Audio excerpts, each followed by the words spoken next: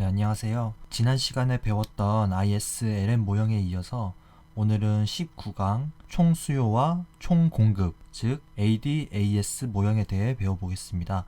이 총수요와 총공급이라는 용어를 들어보면 어떻게 보면 미시경제학에서 배웠던 각각의 수요와 공급을 전부 합하면 뭔가 총수요와 총공급이 도출되지 않을까 생각하는 분들도 있겠지만 사실 미시경제학에서의 수요와 공급과는 차이가 좀 있다고 볼 수 있습니다. 미시경제학에선 그냥 부분적인 시장의 그런 분석으로 한 시장의 재화의 가격과 그에 대한 수요량 혹은 공급량과의 그런 관계를 분석했는데, 거시경제학에서의 총수요와 총공급은 한 상품만이 아닌 경제 내 전반적인 물가 자체와 그리고 총수요, 총공급 사이의 관계를 두고 분석을 하는 것입니다. 그렇기 때문에 이 부분을 염두에 두어야 하고요. 절대 미시경제에서의 수요 공급과 혼동하는 일이 있어서는 안 되겠습니다. 그럼 강의의 시작으로 총수요를 먼저 배워보겠습니다. 이 총수요라는 것은 이 요소도 결국 그래프로 나타낼 수 있는데, 여기 보이는 정의처럼 물가와 총수요와의 관계를 나타내는 곡선을 총수요 곡선이라고 하고요.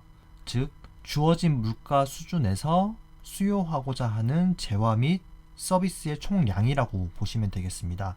일반적으로는 총수요 곡선이 이렇게 우하향하는 형태로 나타나곤 합니다. 물론 전반적으로는 이럴 수 있다는 것이지, 아예 총수요 곡선이 이렇게 수직의 형태로 나타나는 경우도 있고, 경우에 따라서는 이렇게 완만한 형태거나 아니면 좀 더 가파른 형태의 이런 형태로도 나타날 수 있는 경우가 분명히 있을 수 있습니다. 일반적으로는 이렇게 우하향하는 형태로 나타날 것이라는 점 잘 알아두시면 되겠고요. 그렇다면 이 총수요 곡선이 어떻게 도출되는 것인지 과정을 한번 살펴보겠습니다. 이제껏 우리가 경제학을 배우면서 출발점과 도착점을 생각해 봤을 때 예를 들어서 이렇게 투자 함수를 투자 곡선을 저희가 나타냈을 때 이렇게 우하향하는 형태로 나타나곤 했습니다. 이때 출발점을 이자율로 처음에 시작을 했었는데, 예를 들어서 원래 이 정도의 이자율 수준에서 이 정도의 투자가 이루어졌다면, 자, 출발점을 이제 이자율의 하락으로 생각해 봤을 때 이자율이 여기까지 하락을 했다, R1으로 하락을 했다고 한다면, 이 R1 수준에서는 투자가 I1까지 이렇게 증가하는 것을 볼 수 있었는데요. 이때 출발점이 이 이자율의 하락, 그리고 도착점이 투자의 증가, 이렇게 저희가 학습을 했었잖아요.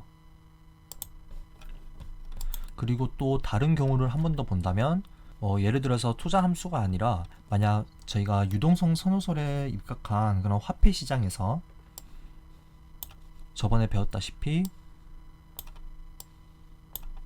이게 화폐 수요 곡선이고, 그리고 이게 실질 화폐 공급을 나타내는 곡선이 수직선으로 되어 있고, 이런 식으로 저희가 배웠던 그런 화폐 시장을 한 번 더 생각을 해본다면, 여기서 만약 실질 화폐 공급이 증가하게 되고, 예를 들어서 실질 화폐 공급 이것이 증가하게 되고, 그렇게 된다면 이렇게 이자율이 하락하는, 명목 이자율이 이렇게 하락하게 되겠죠. 그리고 여기서 이자율이 하락하게 된다면 지금 화폐 공급이 증가하게 되었고, 그 다음 이자율이 지금 하락을 했죠. 이자율이 하락을 했고, 그 다음 이자율이 하락하게 된다면 피셔 효과에 의해서 이 명목 이자율과 실질 이자율은 지금 동일하다는 단기의 상황이기 때문에 이자율이, 그러면 실질 이자율이 하락하게 된다면 투자가 증가하게 되고, 이 투자가 증가하게 된다면 ISLM 모형에 의해서 IS 곡선이 우측으로 이동을 하게 되고, 그렇게 된다면 총수요가 증가하게 되고 결국에는 국민소득이 증가하게 되는 것이잖아요. 여기서는 출발점이 화폐 공급의 증가, 그리고 다양한 경로를 거쳐서 결국 도착점은 이 국민소득의 증가, 여기까지 이어지게 되는 것입니다. 여기가 출발점, 여기가 도착점. 그래서 총수요 곡선을 도출하는 경우에도 결국 마찬가지인데, 출발점은 이 물가 수준의 변동이 되겠고, 도착점이 이제 Y, 생산량 혹은 뭐 총수요, 국민소득이라고 볼 수 있겠는데요. 도착점이 여기라고 본다면, 그렇다면 결국 총수요 곡선은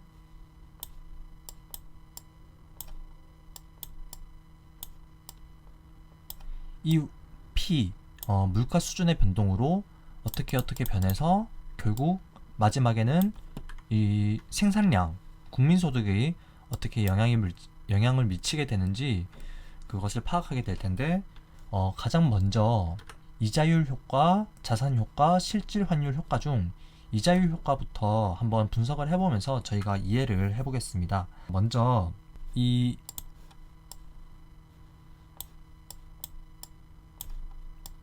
이렇게 그려놓고, 이 P가 물가 수준이 하락한다고 했을 때, 이 물가 수준이 하락하게 된다면 이 실질 화폐 공급에서의 분모가 하락하게 되고, 그렇다면 이 실질 화폐 공급은 증가하게 되는 것이죠. 저희가 아까 전에 봤던 것처럼 유동성 선호설에 입각한 화폐 시장에서 이 화폐 공급이 증가하게 된다면 이자율이 어떻게 된다고 했죠? 아까 전에 배웠다시피 이자율은 하락하게 되죠. 이자율이 이렇게 하락하게 되고, 그리고 투자는 증가하고, 투자가 증가하니까 총수요가 증가하게 되고, 총수요가 증가해서 Y는 국민소득은 증가하게 된다. 그래서 첫 번째 물가 수준의 하락이 마지막에 국민소득의 증가로 이어지게 된다.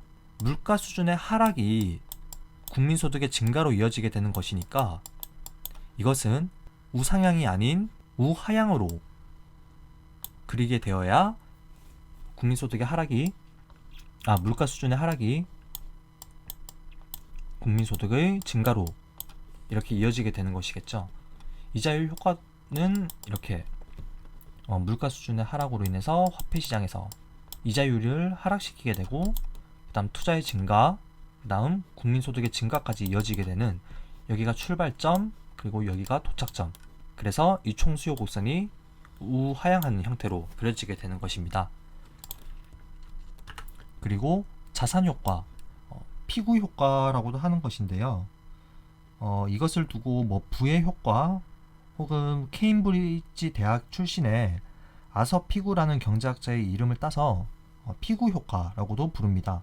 용어에서도 알 수 있듯이 개인이 보유한 자산을 토대로 하여 어떤 경제 효과가 발생하는지 생각해 볼 수 있는데요.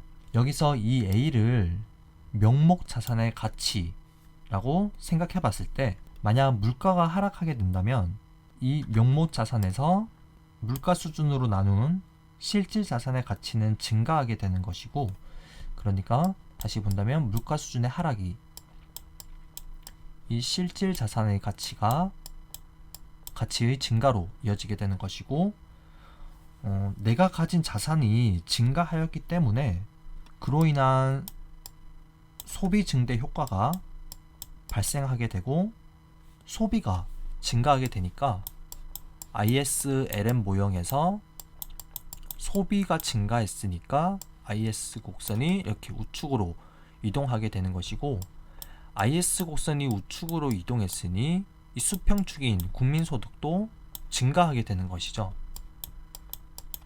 그래서 이자율 효과에서 봤다시피 수직축이 물가 수준, 그리고 수평축이 국민소득이라고 했을 때, 이 물가 수준의 하락이 국민소득의 증가로 이어지게 된 것이니까 자산 효과에 의해서도 총수요 곡선이 우하향한다는 것을 알 수 있습니다. 그리고 마지막은 환율 효과인데 이것을 경상수지 효과라고도 하고 실질 환율 효과라고도 하고 그리고 먼델 플레밍 효과라고도 부릅니다. 결국에는 전부 같은 경로를 겨냥해서 그렇게 해석하면 될 것 같습니다. 이것도 마찬가지로 물가가 처음에 하락하게 된다면 우리나라의 물가가 하락했으니까 이제 수출제의 가격이 하락하는 그런 효과로 인해서 여기서 이 PX는 X제의 가격이 아니라 이제 수출제의 가격이라고 생각하시면 되겠습니다. 어찌됐든 이런 수출제의 가격이 하락했으니까 수출제의 가격 경쟁력이 더욱 높아지게 되겠죠. 그렇게 된다면 수출제의 가격 경쟁력이 높아지게 되니까 수출은 이전보다 더 증가하게 되는 것이고 수출이 증가했으니 총수요가 증가하고 그렇게 국민소득 또한 증가하게 되는 이전에 이자율 효과와 그리고 자산 효과에서 똑같이 봤다시피 물가 수준의 하락이 이 출발점이 국민소득의 증가라는 도착점으로 이어지게 되면서 이렇게 우하향하는 형태의 총수요 곡선이 그려지게 되는 것입니다. 만약 여기서 이자율 효과나 뭐 자산 효과나 그리고 실질 환율 효과 같은 이런 효과들이 강하게 작용할수록 기울기가 지금 이것보다 더 완만하게 그려지게 될 수 있는데요. 동일한 그런 물가의 하락분인데도 그만큼 국민소득의 증가가 더욱 크게 나타난다면 당연히 총수요 곡선은 더욱 완만하게 그려지는 게 맞는 것이겠죠. 원래 이 정도 하락에서 이 정도의 국민소득의 증가만 이루어졌었는데 이런 동일한 하락분에도 불구하고 국민소득의 증가가 더욱 크게 이루어지게 되는 것이라면 이렇게 AD 곡선, 그러니까 총수요 곡선이 더욱 완만하게 그려지게 되는 것입니다. 다음은 유동성 함정 하에서의 AD 곡선, 총수요 곡선이 어떤 형태를 띠는지 한번 알아볼 건데 이건 사실 지난 강의에서도 충분히 배웠기 때문에 더 이상 뭘 더 배워야 한다는 것은 없는데요. 그냥 이런 총수요 곡선을 한번 배우는 김에 다시 한 번 더 복습을 할 겸 제가 가져와 봤습니다.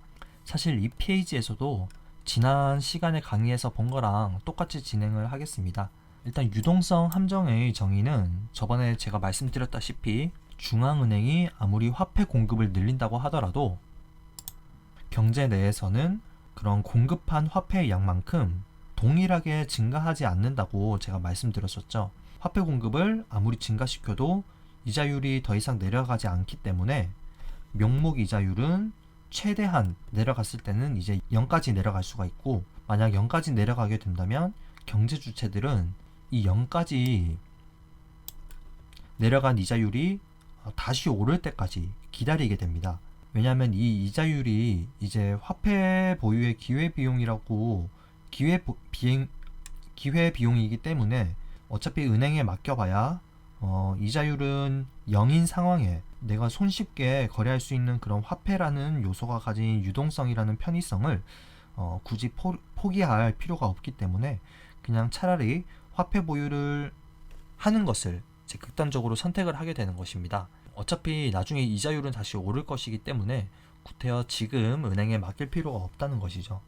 이렇듯 화폐 보유가 극단적인 상황이라면 화폐 수요 곡선은 우하향하는 형태가 아닌 수평의 형태로 그려지게 될 것이고 이 상황에서 이게 화폐 공급은 동일하게 수직의 형태인데 화폐 수요 곡선이 이렇게 수직의 형태로 나타나게 되는 것입니다. 이런 상황에서 만약 중앙은행이 경제에 좀 유동성을 부여해보고자 화폐 공급을 이렇게 늘렸는데 이만큼 늘렸음에도 불구하고 지금 경제 주체는 화폐 보유를 극단적으로 선택하고 있는 상황이기 때문에 이자율이 이 점에서 그대로 아무리 이렇게 화폐 공급을 늘린다고 하더라도 이자율은 이전과 동일하게 0인 상황이 연출되게 되는 것입니다. 그래서 이렇게 화폐 공급이 아무리 증가해도 이자율에는 변화가 없기 때문에 LM 곡선 또한 이렇게 수평의 형태로 나타나게 되는 것이고요. 따라서 이런 유동성 함정 하에서는 통화 정책이 무력하다는 것이 특징이라고 말씀드렸습니다. 그렇다면 이런 유동성 함정 하에서는 AD 곡선이 이렇게 수직의 형태로 나타나게 되는데 이러한 근거로는 보시면 처음부터 보시면 출발점이 만약 물가 수준의 하락이라고 한다면 이 실질 화폐 공급이 증가하게 되는 현상이 나타나게 되는데요. 이렇게 실질 화폐 공급이 증가하더라도 결국 경제 주체의 그런 화폐 수요가 이렇게 수평의 형태이기 때문에 이자율에는 변함이 없다고 말씀드렸잖아요. 그래서 만약 여기가 M0고 이렇게 증가한 화폐 공급이 실질 화폐 공급입니다. 이렇게 M1으로 M1까지 증가를 했는데 결국에는 이자율은 동일하기 때문에 이 점에서 M0와 M1이 동일한 점을 나타내고 있는 것이죠. 그렇기 때문에 화폐 이렇게 물가 수준은 하락을 했다고 하더라도 결국에는 이 국민소득은 아무런 변화가 없기 때문에 이렇게 LM 곡선이 이동을 한다고 하더라도 결국 동일한 점을 나타내고 있기 때문에 이 점에서 국민소득이 변함이 없게 되는 것입니다.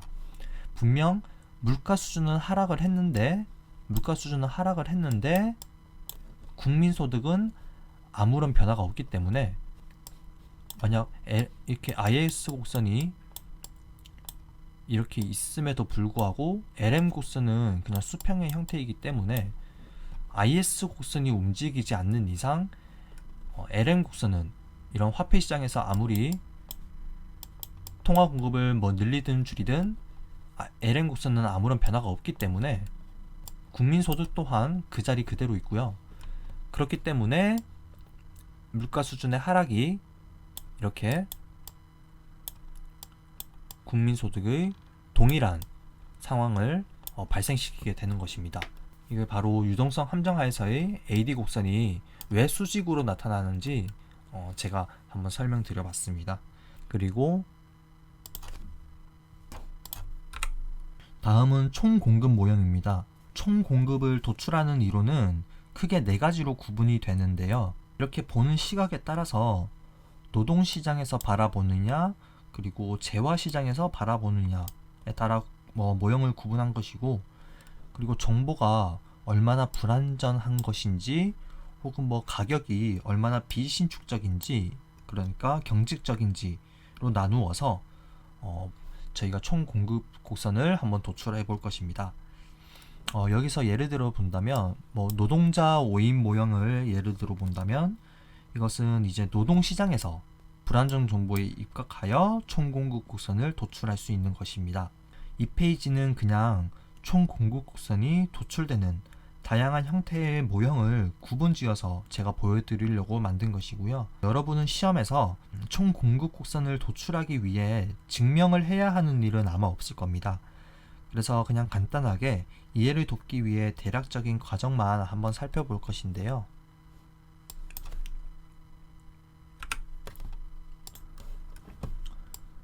먼저 노동자의 입장에서 정보의 비대칭이 발생하여 노동자가 이를 오인하고 이 상황에서 물가가 상승했을 때 생산량의 증대로 이어지는 과정을 한번 보겠습니다. 노동자 5인 모형은 노동자들이 직면하는 상황에서 이제 정보의 비대칭 상황을 근거로 하여 우상향하는 총 공급 곡선을 도출하는 모형이라고 보시면 되겠습니다. 정보 비대칭의 주체는 노동자이기 때문에 노동자는 기업에 비해서 정보 취득 정보를 얻는 과정이 상대적으로 취약하다는 그런 가정이 필요하고요.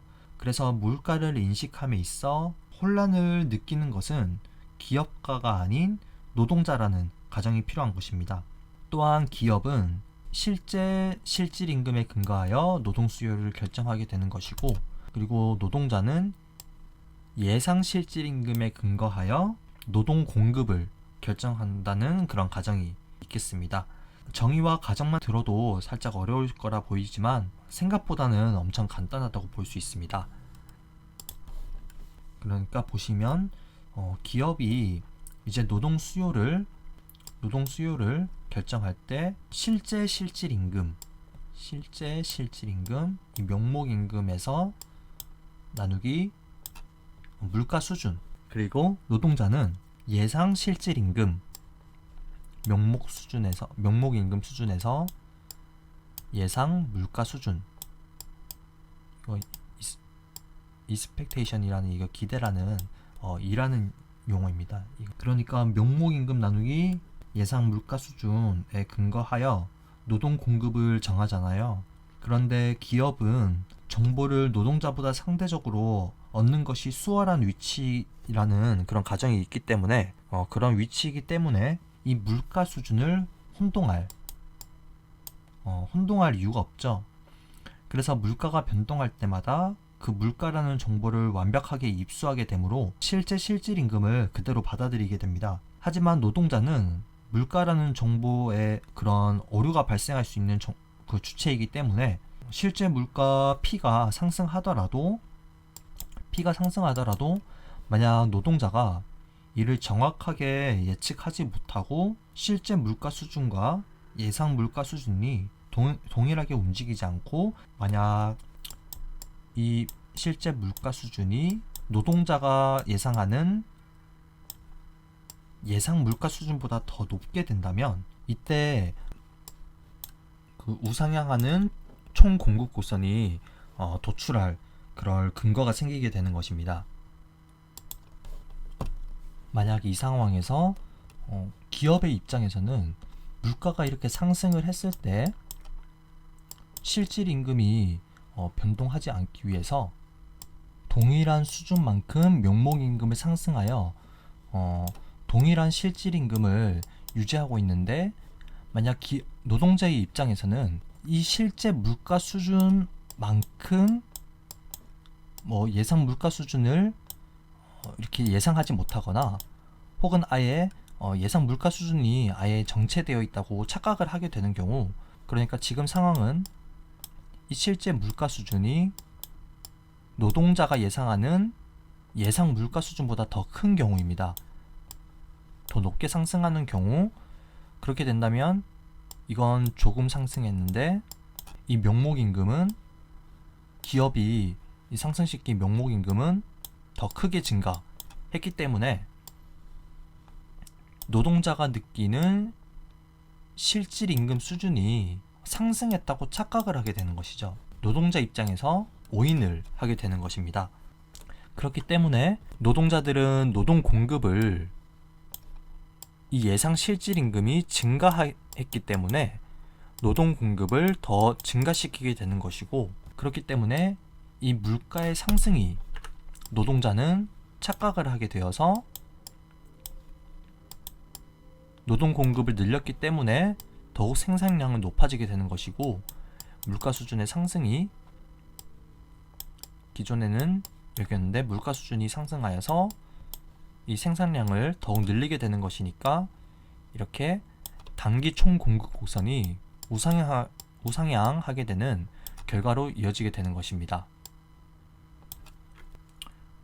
그리고 다음은 임금 경직성 모형은 이제 노동시장에서 기업과 노동자가 장기 임금 계약을 하게 되어서 명목 임금이 한동안 변화하지 않을 때 단기 총공급 곡선이 우상향하는 것을 설명하는 모형인데요. 명목 임금은 일정 기간 동안 경직되어 있는데 이때 물가가 변동하게 되고 만약 이렇게 변동할 물가 수준을 정확하게 예측하지 못하게 되면 실질 임금이 변하게 되잖아요. 그래서 결과적으로 이 실질 임금의 변동으로 인해서 기업이 노동을 더 고용하든지 아니면 고용을 줄이든지 그렇게 생산량까지 이어지게 되는 것입니다. 예를 들어서 이 가정을 꼭 읽어보시고요. 예를 들어서 어떤 특정 실질 임금의 목표를 기업과 노동자가 이 정도로 정하고, 그리고 그들이 예상하는 물가 수준이 이제 P expectation 이 정도 될 것이다 라고 한다면 이 예상치에 근거하여서 일정한 명목임금을 정하게 될 것입니다. 그래서 이 명목임금은 기업과 노동자가 실제로 정하는 명목임금이고요. 임금 수준이고, 이렇게 정한 명목임금이 한동안 고정되어 있게 되는데요. 그래서 여기 이 목표 실질임금은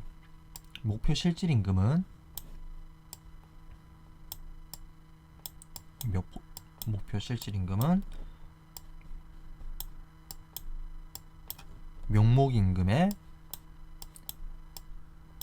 예상 물가 수준 PE로 이렇게 나누어진 값으로 정해질 텐데, 문제는 이렇게 물가가 경제 주체들의 예상대로만 움직이지 않는다는 점에 있습니다. 이것은 단지 기업과 노동자들의 바람일 뿐이고요. 실제로 이루어질 실질임금은 이렇게 실제로 이루어질 것은 이렇게 명목임금의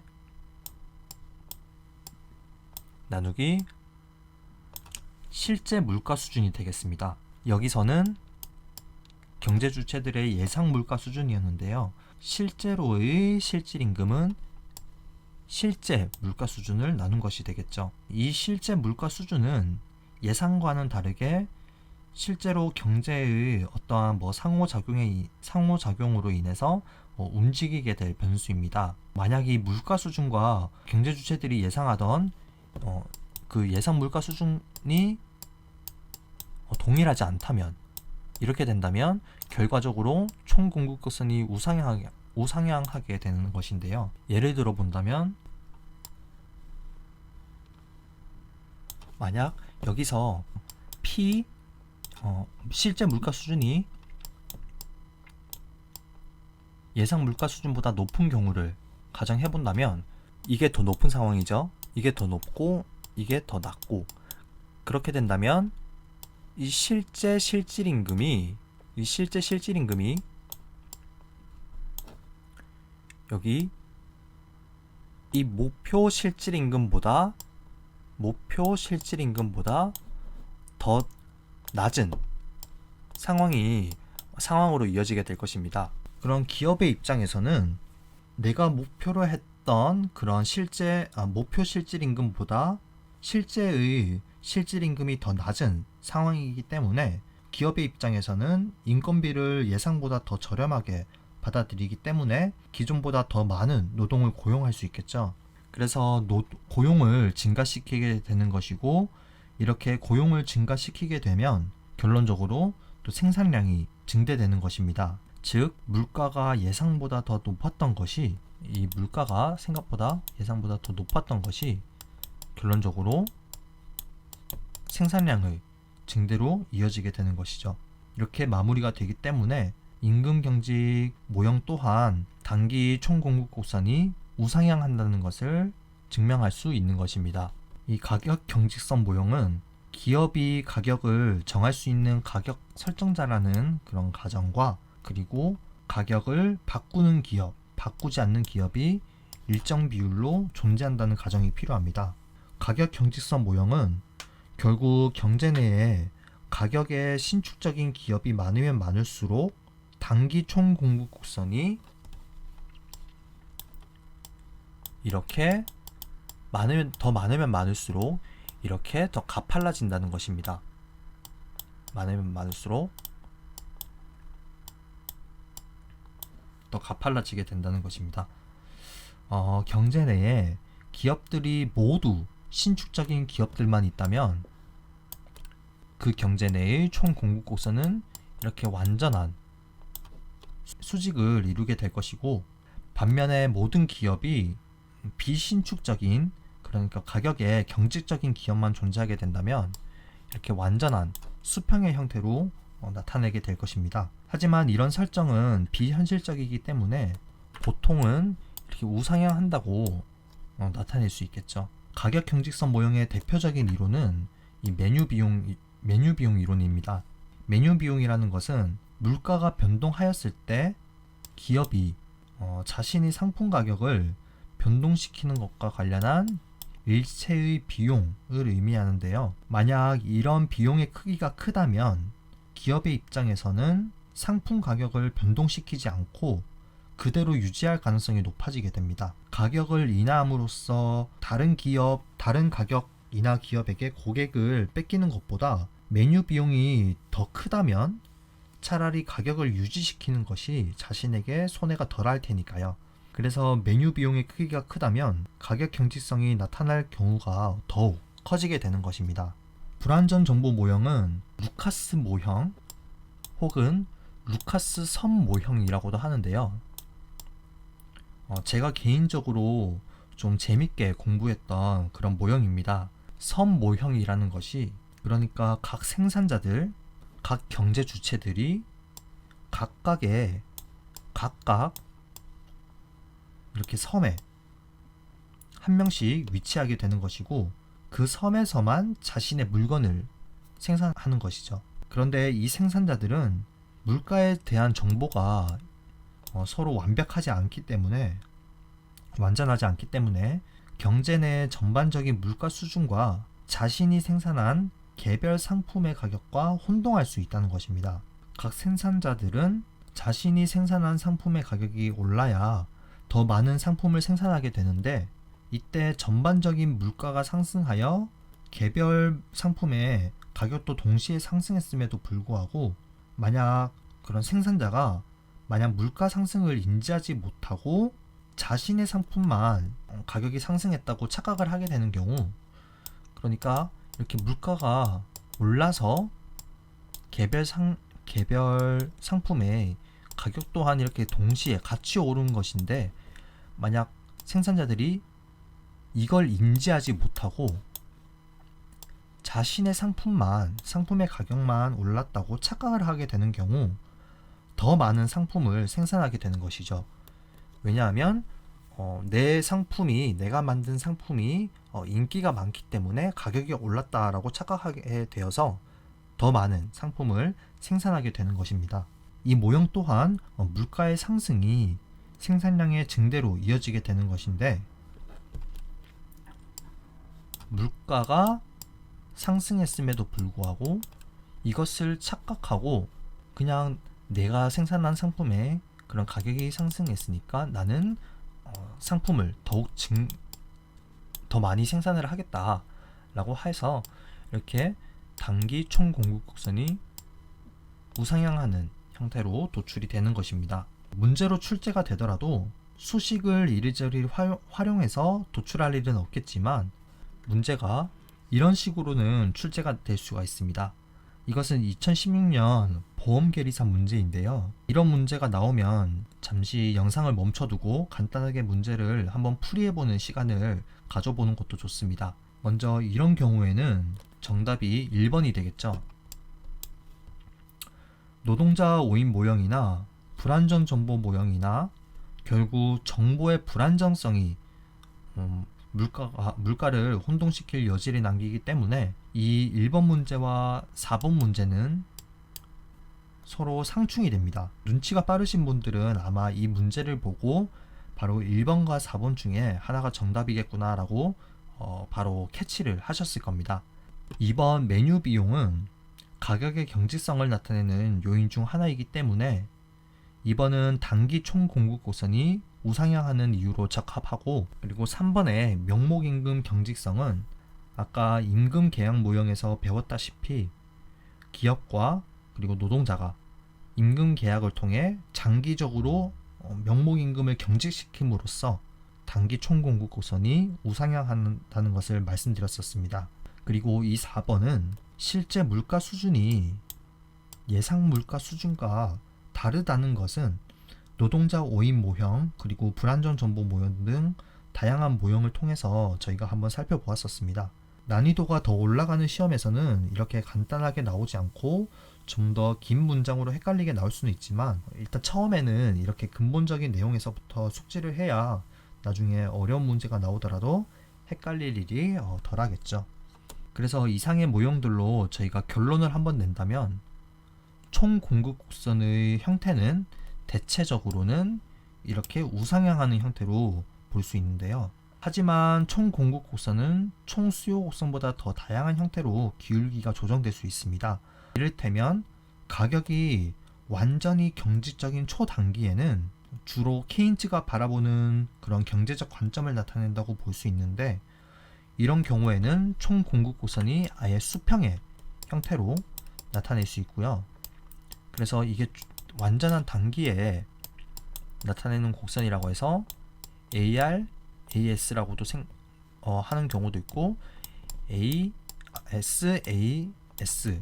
하는 경우도 있습니다. 어쨌든 이런 경우에는 총 공급 곡선이 수평의 형태가 된다는 것이고, 그리고 장기, 그러니까 생산 요소들이 완전 고용을 이루고 가격이 완전하게 신축적이고 또한 정보가 완전한 정보를 이룬다고 가정을 했을 때는 총 공급 곡선이 이렇게 수직의 형태로 나타날 수도 있다는 것입니다.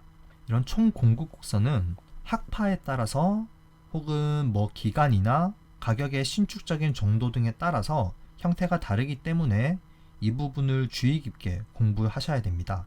그 이유는 다음 장에서 또 알려드릴 건데요. 총 수요 곡선이 우하향하고 총 공급 곡선이 우상향하는 경우를 저희가 일반적이라고 봤을 때는 이런 형태의 경제 내 균형이 달성되게 될 것입니다. 이 상태에서 총 수요 곡선이나 총 공급 곡선의 이동 요인에 대해서도 암기를 꼭 하셔야 되는데요. 이 문제가 특히 테셋이나 매경 테스트에서 자주 나오는 그런 문제더라고요. 그래서 이 부분은 반드시 암기를 해주시고, 여기 보이는 경제 변수들, 이런 요소들을 가지고 문제로 출제하면서 이를테면 이렇게 총 수요 곡선이 우측 이동하는 요인은, 혹은 원자재 가격 상승으로 인해서 물가와 국민소득의 변화 방향은, 이런 식으로 문제가 나올 수도 있거든요. 특히 주의하셔야 될 부분이 바로 물가의 변동인지 아니면 이런 외생 변수의 변동인지 문제를 잘 읽어보셔야 됩니다. 한 예로 들어보자면, 만약 어떤 문제가 막 나오고 여기서 총 수요 곡선의 우측 이동 요인이 아닌 것은, 총 수요 곡선의 우측 이동 요인이 아닌 것은 이라고 문제에서 이렇게 물어봤을 때 1번 투자의 증가, 2번은 소비의 증가, 3번, 4번 이렇게 나오고, 그리고 5번 물가의 하락 이렇게 나온다면 이거는 도도 말고 무조건 물가의 하락이 정답이 될 것입니다. 이런 식으로 문제에서 살짝 함정을 내놓는 그런 문제들이 있거든요. 이런 문제들이 상당히 자주 나온다고 볼 수 있습니다. AS 이동 요인이나 AD 총수요 곡선 이동 요인을 물었을 때 곡선의 이동 요인임에도 불구하고 항상 이렇게 물가의 하락, 물가의 상승, 이런 식으로 물가를 건드리는 그런 문제들이 나온다면 이런 문항들이 정답이 될 수 있겠습니다. 자, 그리고 여기서 이런 소비나 투자, 정부 지출, 소비, 투자, 정부 지출, 그리고 순수출은 수출 빼기 수입입니다. 이런 요소들이 증가했다고 했을 때는 LM, IS 곡선에서 이런 요소들이 만약 증가하게 된다면 이것은 IS 곡선, 재화시장에서의 IS 곡선을 이동시키는 요인이기 때문에 국민소득을 증가시키는 요인이라고 볼 수 있겠죠. 이런 경우에는 물가는 동일한데, 물가는 동일한 상태에서 IS 곡선만 우측으로 이동한 상황이기 때문에 이것들은 이제 AD 곡선을 우측으로 이동시키는 요인이라고 볼 수 있겠습니다. 그리고 통화량은 여기서 AD 곡선을 이동시키는 요인 중에서 또 통화량도 있는데요. 통화량은 IS 곡선, 그러니까 재화 시장이 아니라 이건 LM 곡선, 화폐 시장의 요인이거든요. 만약 통화량이 이렇게 증가하게 된다면 LM 곡선이 우측으로 이동하게 되는 것이니까 이 상황에서는 LM 곡선의 이동으로 인해서 AD 곡선이 이렇게 우측으로 이동하여 국민소득을 증가시키게 되는 것입니다. 하지만 총공급 곡선은 이렇게 꼭 우상향의 형태가 아니라 장기의 경우에는 이렇게 수직의 형태로 나타내게 될 수도 있고, 그리고 극단적인 단기의 경우에는 수평의 형태로도 나타날 수 있는데요. 이런 경우에 만약 수직의 형태를 가정해 봤을 때 이게 AD 곡선이고 이게 AS, 그러니까 장기 총공급 곡선이라고 한다면, 이런 상황에서는 총수요 곡선이 아무리 이동을 한다고 하더라도 국민소득에는 아무런 영향을 미치지 않게 되는 것입니다. 이때 만약 통화량, 아까 전에 통화량 증가 말씀드렸죠. 통화량이 증가하게 된다면 AD 곡선은 우측 이동한다고 말씀드렸는데, 만약 통화량의 증가로 인해서 이렇게 AD 곡선이 우측 이동했음에도 불구하고 국민소득은 아무런 영향을 받지 않는 상황임에도 불구하고 이렇게 물가만 상승하는 결과가 나오게 되는 것입니다. 이런 경우에는 이제 경제학에서 이것을 두고 바로 화폐의 중립성이라고 표현을 합니다. 이것은 이제 통화량의 증가, 화폐량의 증가가 실질 국민소득, 실질 이자율 등 그런 실질 변수에는 아무런 영향을 미치지 않는다는 것입니다. 단지 이런 물가와 같은 명목 변수에만 영향을 미친다는 것이죠. 반면 케인즈가 상정한 경제관에서는 AS 곡선이 완전한 수평인 상황이기 때문에 만약 이런 상황에서는 AD 곡선을 이렇게 충격을 주는, AD 곡선에 영향을 주는 그런 요인들이 곧바로 아무런 물가의 상승 없이 바로 국민소득의 증대로 이어지게 된다는 것입니다. 완전한 단기이기 때문에 물가가 아예 경직적이라는 것이죠. 아까 전에 말씀드린 그런 총 공급 곡선이 수직인 경우, 즉 장기에는 모든 경제 주체들의 물가 예측이 정확하기 때문에 이런 상황에서는 경제 주체들이 물가를 이제 예측하는 데 있어서 완전히 정확하기 때문에 실제 물가 수준과 그리고 예상하는 예상 물가 수준이 동일하다는 특징을 지니고 있습니다. 하지만 아까 우상향하는 공급 곡선을 배웠을 때는 이런 물가 수준이 동일하지 않다고 해서 혼동, 착각, 오류, 그런 것들 때문에 제가 우상향한다고 이렇게 말씀을 드렸었는데요. 하지만 장기에서는 이런 착각이 발생하지 않기 때문에 우상향하는 것이 아니라 아예 수직의 형태로 나타난다는 것입니다. 그래서 이 장기에서는 특징이 예상 물가 수준과 실제 물가 수준이 동일하다는 것이고요. 그리고 이런 장기에서는 완전 고용 생산량 혹은 잠재적 생산량, 완전 국민소득 다 똑같은 말인데요. 이런 산출량이 변동이 없이 수직의 그런 총 공급 곡선인 상태이기 때문에 실제 산출량 또한 동일하다는 것입니다. 완전 국민소득과 실제 산출량이 동일하다는 특징을 가지고 있고, 이렇게 동일하기 때문에 실제 실업률과 그리고 자연 실업률 또한 동일합니다. 오쿤의 법칙에 의해서 실제 실업률이 상승하게 되면 GDP 갭, 그러니까 이걸 어렵지 않게 설명을 한다면 오쿤의 법칙은 결국 실업률과 그리고 산출량이 반비례 관계에 있다고 생각을 하시면 될 것 같습니다. 오쿤의 법칙인데요. 그렇게 만약 이런 실업률과 그리고 생산량, 이것이 서로 반비례 관계에 있다고 생각을 하면 훨씬 더 이해하기가 쉬울 것 같습니다. 그래서 이런 것들과 관련해서 제가 문제를 한 번 더 풀어볼 것인데요. 이게 문제입니다. 이건 2016년 공인노무사 문제 중 하나를 제가 발췌해 온 것인데요. 먼저 1번부터 보자면 인적 자본이 증가하면 오른쪽으로 이동한다. 무엇이? 장기 총 공급 곡선의 이동에 관한 문제이기 때문에 옳지 않은 것을 판단하는 것이죠. 인적 자본의 증가. 인적 자본이 증가하게 된다면 아무래도 경제 내에 더 많은 노동이 투입이 되고 더 많은 생산이 가능해지기 때문에 총 공급 곡선은 오른쪽으로 이동하는 것이 맞습니다. 그리고 2번. 생산을 증가시키는 자원이 발견된다면 이것 또한 노동의 증가와 동일한 맥락이죠. 더 많은 자원이나 자본 등이 투입이 된다면 생산이 더 많이 증가하게 되는 것은 당연한 것입니다.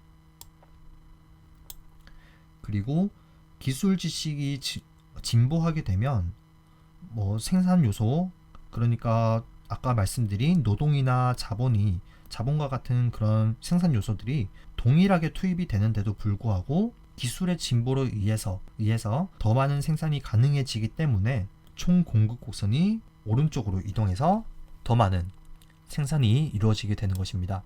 이것은 아까 전에 제가 여기서 말씀드렸던 이런 것들과 전부 같은 맥락이죠. 이런 것들이 다 여기 포함되어 있는 것입니다. 그리고 마지막은 4번에 예상 물가 수준이 하락하면 왼쪽으로 이동한다. 왼쪽으로 이동한다? 이게 틀렸죠. 왜냐하면 장기 총 공급 곡선은 잠재적 산출량 수준에서 수직의 형태를 띠고 있기 때문에 이렇게 수직의 형태를 띠고 있기 때문에 예상 물가 수준과는 아무런 관련이 없습니다. 이 상황에서는 그냥 실제 물가 수준과 예상 물가 수준이 다 동일한 상태거든요. 만약 이렇게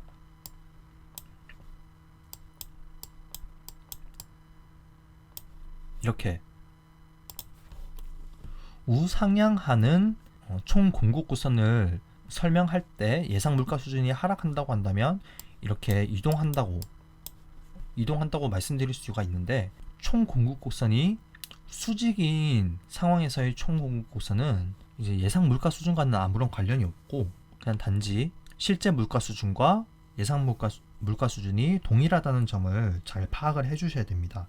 그래서 결론적으로 말씀드리고 싶은 것은 경제 주체들은 물가를 완전하게 예측할 수 있는 기간이기 때문에 장기에는 완전하게 예측을 할 수 있는 기간이기 때문에 단기에는 그런 단기 총 공급 곡선이 이동할지 몰라도 장기에는 예상 물가 수준이 장기 총 공급 곡선에 아무런 영향을 미칠 수 없다는 것이 저의 결론입니다. 그래서 이것의 정답은 4번이 되겠죠. 네, 오늘은 이렇게 19강 총수요와 총공급 모형에 대해 학습을 해봤는데요. 다른 파트에 비해서는 크게 어렵지 않을 거라고 생각합니다. 사실 이렇게 총수요 곡선과 총공급 곡선에 대해서 좀 더 세부적으로 배울 수 있음에도 불구하고 간단하게 배워봤는데, 실제로 테스트와 같은 아니면 매경 테스트와 같은 그런 문제에서는 이것보다 훨씬 쉽게 나올 수가 있거든요. 총 공급 곡선의 도출 과정도 그렇게 증명할 필요도 없고 그냥 단지 오늘 보여드린 그런 문제 난이도 수준에서 아마 출제가 될 것으로 예상합니다. 그래서 이 모형들은 오히려 지난 시간에 배웠던 ISLM 모형보다 더 쉬울 거라고 생각하고 있는데요. 단지 총 공급은 살짝 헷갈릴 수는 있으니까 여러 번 복습을 통해서 완벽하게 숙지하셨으면 좋겠습니다. 그럼 다음 강의에서 다시 뵙겠습니다. 감사합니다.